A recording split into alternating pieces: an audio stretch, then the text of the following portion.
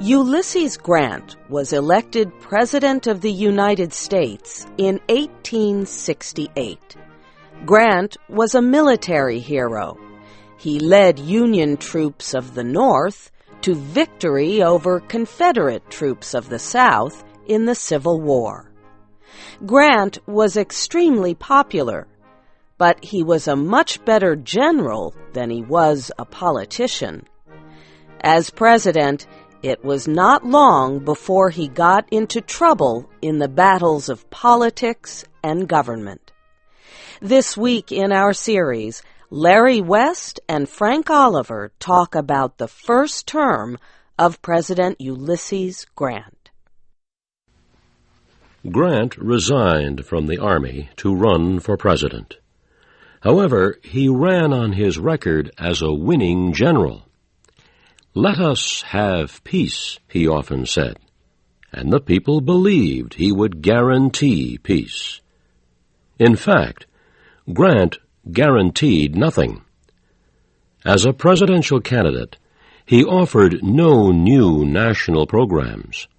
So, as president, he had no new policies to carry out. He had few struggles with Congress, because he rarely asked Congress to do anything. Many events took place during Grant's 2 administrations, but he usually was not involved directly. He had problems only because he was linked indirectly to the men who were responsible. One of President Grant's first problems was caused by 2 of his friends. They tried to take control of the gold market. The men were Jay Gould and James Fisk. Both were extremely rich.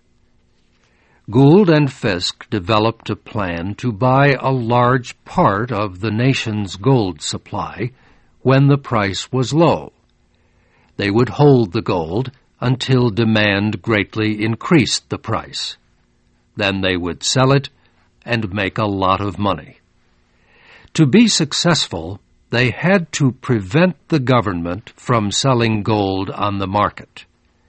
Government sales of gold would keep the price down. So Gould and Fisk urged President Grant to stop the Treasury Department from selling gold. Grant refused to give them a firm promise. The 2 men brought one of Grant's relatives into their plan. They paid him to write a letter to the president. It asked the president to halt government sales of gold.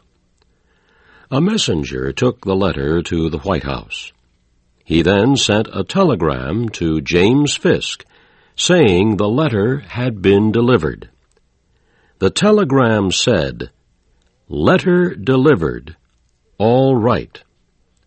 Fisk thought this meant that President Grant had agreed to halt government sales of gold. So he began buying gold in huge amounts. Fisk was wrong. The words, "all right," meant only that the letter had been delivered. They did not mean that Grant had agreed to the plan. In fact, Grant did not agree. He ordered the Treasury Department to sell gold, to block the attempt by Gould and Fisk to control the gold market. The result was that James Fisk and Jay Gould lost a great amount of money. So did other businessmen and bankers. Many Americans blamed President Grant for not acting quickly enough to stop the activity of his 2 friends. Concern about Grant grew after another incident was reported at the New York Customs Office. 2 of Grant's friends there became involved in a plan to get money from importers. They used their official positions to earn huge amounts of money. Grant also was criticized for one of his few independent actions as president. He tried to buy the Dominican Republic in the Caribbean. The island nation was ruled by a dictator, Buenaventura Báez. Báez was so dishonest that the people of the Dominican Republic were ready to overthrow him. Before this could happen, he offered to sell his country to the United States.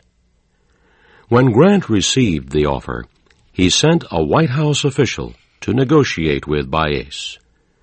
The official returned with a treaty giving the Dominican Republic to the United States for $1.5 million.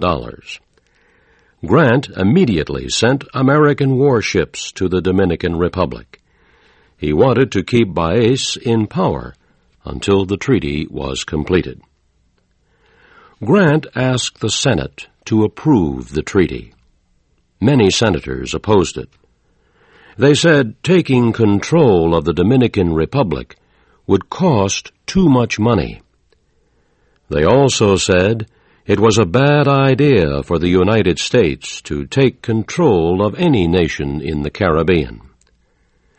President Grant went to the Capitol building himself to urge senators to approve the treaty. His efforts failed. The treaty was defeated. Grant's biggest national problem was the political situation in the former rebel states of the South. After the Civil War, most Southern states were governed by radical members of the Republican Party. Radicals supported citizenship rights and voting rights for blacks. In the late 1860s, the Radicals began to lose power. Many failed to be re-elected to state office. They were being defeated by candidates of the Democratic Party. Democrats did not want blacks to have any rights at all. The first radical Republicans to lose power were those in Virginia. The change there was made peacefully. Not so in other Southern states. In Tennessee, Georgia, and North Carolina, Democrats used threats and violence to win elections. Their campaigns often were led by members of the Ku Klux Klan. The Klan was a secret organization of white men. Members believed white people were greater than black people.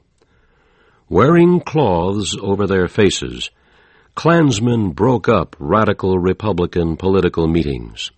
They threatened, beat, and killed blacks to keep them out of politics.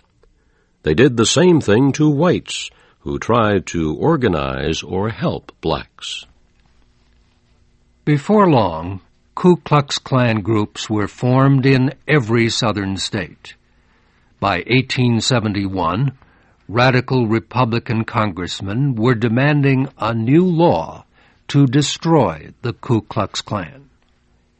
A committee headed by radicals was named to investigate Klan activities in the South. The committee heard reports of the Klan's brutal acts. It helped prepare a bill to control the Klan. After much debate, Congress passed the bill. The new law gave the president power to declare military rule in the South. Democrats charged that the real purpose of the law was to keep radical Republican state governments in power. President Grant did not wait long to use his powers under the new law. He declared military rule in a large area of South Carolina. Thousands of people there were arrested. They were tried in federal courts. Juries were made up mainly of blacks and radical whites. This kind of justice made Southerners feel even more bitterness toward the North. It also angered a number of moderate members of the Republican Party. They said the federal government should not help radical Republicans stay in power in the South. Some of these moderate Republicans broke away from President Grant and the Radicals. They called themselves Liberal Republicans and formed a new political party.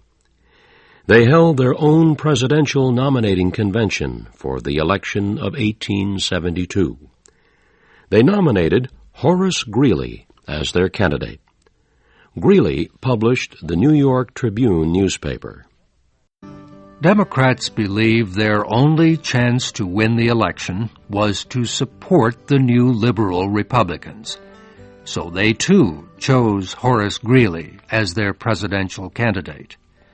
As expected, the radicals who controlled the main Republican Party nominated Grant for a second term. The campaign between Grant and Greeley was very strange. Grant made no speeches. He spent the summer at a holiday town on the Atlantic Ocean coast. His supporters, however, were not silent. They called Greeley a fool and a traitor. They refused to treat him as a serious candidate. Unlike Grant, Greeley did campaign hard, but he had little financial help. He also was hurt by a poorly organized campaign. On Election Day in 1872, Ulysses Grant won a big victory. He got the votes of 31 of the 37 states. Horace Greeley died 3 weeks after the election. The new Liberal Republican Party died with him. Ulysses Grant and the Radical Republicans would govern for another 4 years.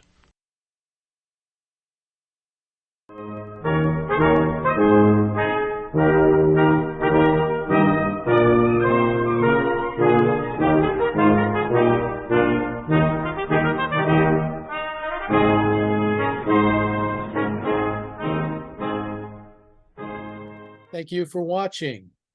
Can you do me a favor? Please leave a comment in the comment section below. That would really help. Thank you, and see you again soon.